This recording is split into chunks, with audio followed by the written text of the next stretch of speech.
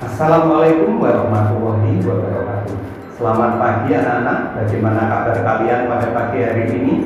Semoga kalian dalam keadaan sehat-sehat dan baik-baik saja. Kita bertemu lagi dalam pembelajaran bahasa Indonesia untuk siswa kelas 7 SMP semester genap. Sebelum pembelajaran dimulai, marilah kita berdoa terlebih dahulu. Berdoa dimulai.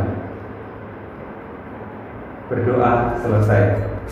Anak-anak, tema pembelajaran kita pada pagi hari ini adalah mengapresiasi dan mengkreasikan fabel. Anak-anak tentu pernah membaca fabel. Nenek moyang kita dulu menciptakan fabel tentulah mempunyai tujuan. Tujuannya adalah untuk memberikan nilai ajaran moral pada manusia melalui tokoh-tokoh binatang. Nah, untuk mengetahui apa itu fabel, mari kita ikuti pembelajaran berikut ini. Pengertian fabel. Fabel adalah cerita fiksi berupa dongeng yang menggambarkan budi pekerti manusia yang diibaratkan pada binatang. Karakter binatang dalam cerita fabel dianggap memiliki karakter manusia dan diceritakan mampu bertindak seperti manusia tetapi tidak menghilangkan karakter binatangnya. Tokoh fabel adalah binatang. Ciri-ciri umum fabel. 1. Fabel mengambil tokoh para binatang. 2. Watak tokoh para binatang digambarkan ada yang baik dan ada yang buruk seperti watak manusia. 3. Tokoh para binatang bisa berbicara seperti manusia. 4. Cerita memiliki rangkaian peristiwa yang menunjukkan kejadian sebab akibat. Rangkaian sebab akibat diurutkan dari awal sampai akhir.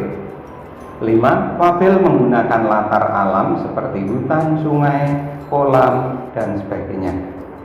Berikutnya, ciri-ciri kebahasaan fabel. 1. Menggunakan kalimat naratif atau peristiwa, misalnya kata mendatangi ikan yang sedang kehujanan, semut menyimpan makanan di lubang. 2. Menggunakan kalimat langsung yang berupa dialog para tokoh.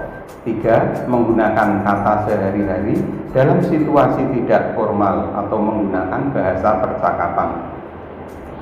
Berikutnya unsur-unsur fabel. 1. Tokoh berupa orang atau hewan yang menjadi pelaku dalam cerita, meliputi tokoh protagonis, antagonis, dan tokoh pembantu.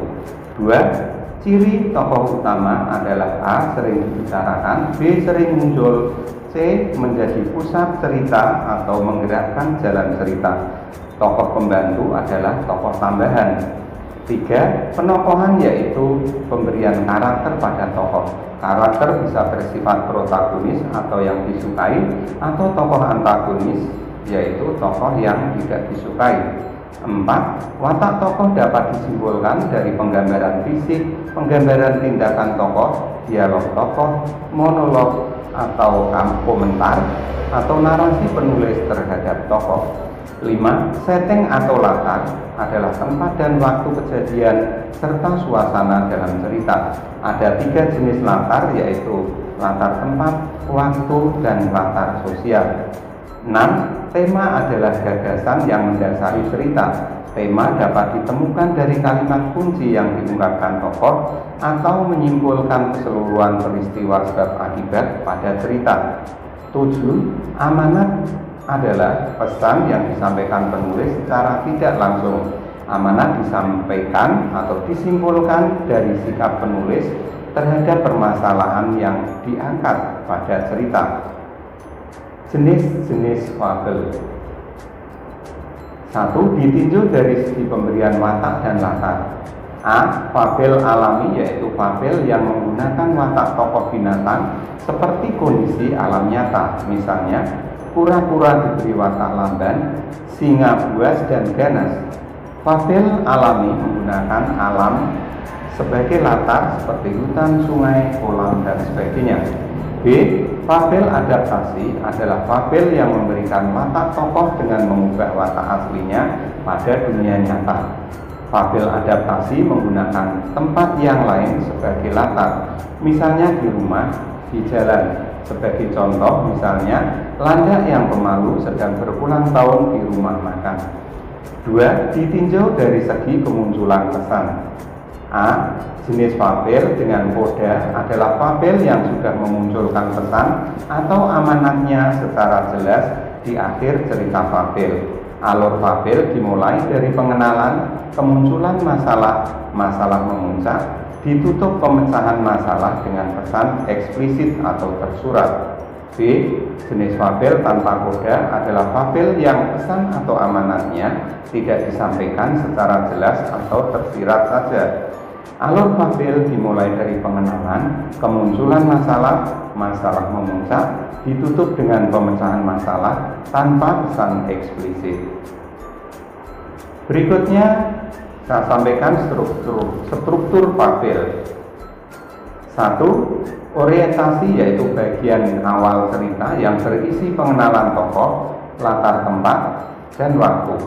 2. Komplikasi merupakan konflik atau permasalahan antara satu tokoh dengan tokoh yang lain. Komplikasi menuju klimaks.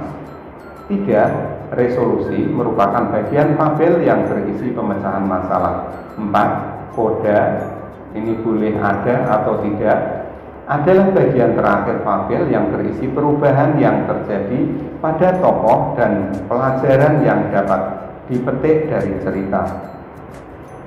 Anak-anak, untuk memahami contoh fabel, mari kita perhatikan contoh fabel 1 sebagai berikut. Lebih dahulu kita akan mengurutkan rangkaian peristiwa pada fabel dengan judul Belalang Sembah. Pada bagian pertama atau peristiwa 1, kita bisa menemukan bahwa semut pergi ke gua-gua atau ke tempat-tempat tertentu untuk mengumpulkan makanan. Kemudian peristiwa 2, yaitu belalang sembah menari di dekat sarang semut.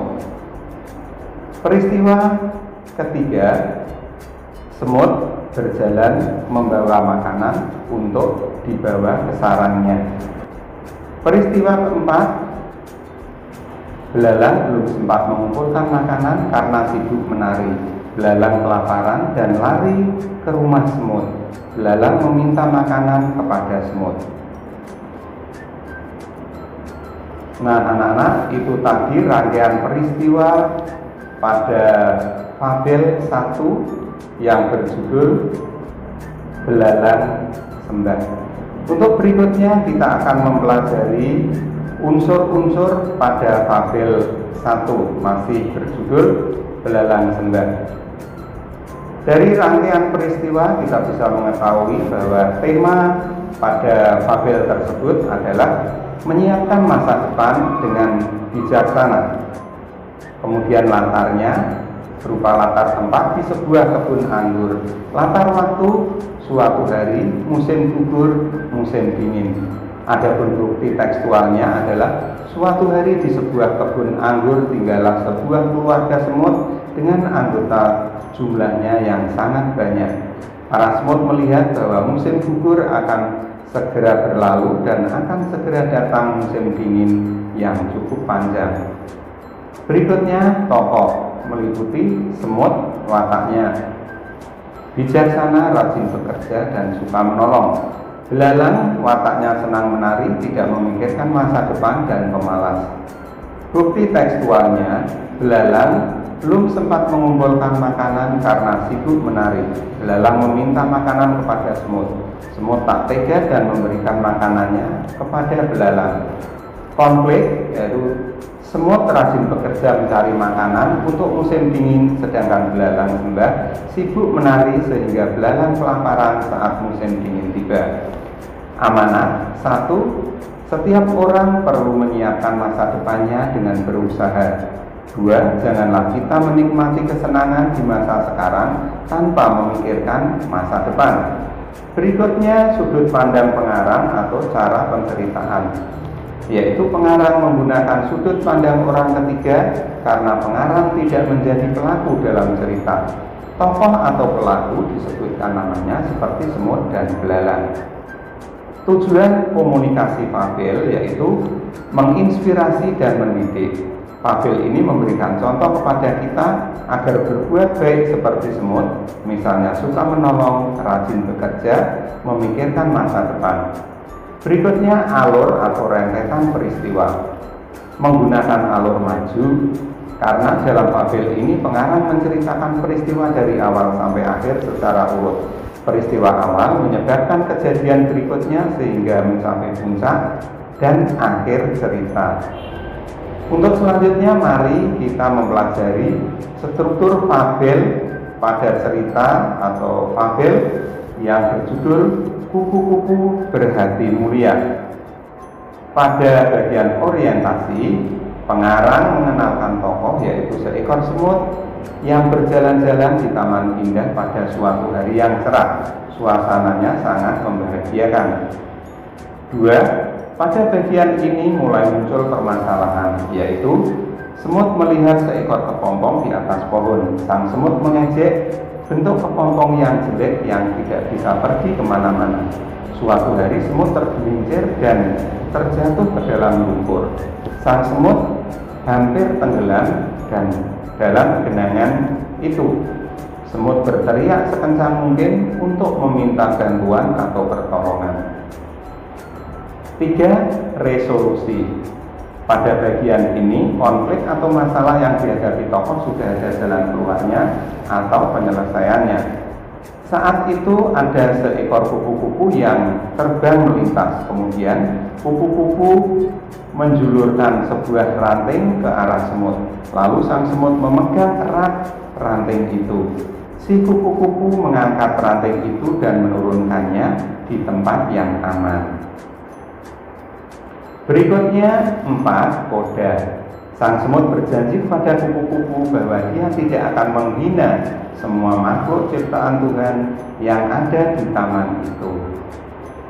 Nah anak-anak, demikianlah pembelajaran pada pagi hari ini. Semoga bermanfaat bagi kalian semua. Jika kalian belum memahami materi teks fabel, Anda bisa mereview lagi video pembelajaran pada pagi hari ini. Terima kasih atas perhatian Anda. Jangan lupa klik like dan subscribe. Wassalamualaikum warahmatullahi wabarakatuh.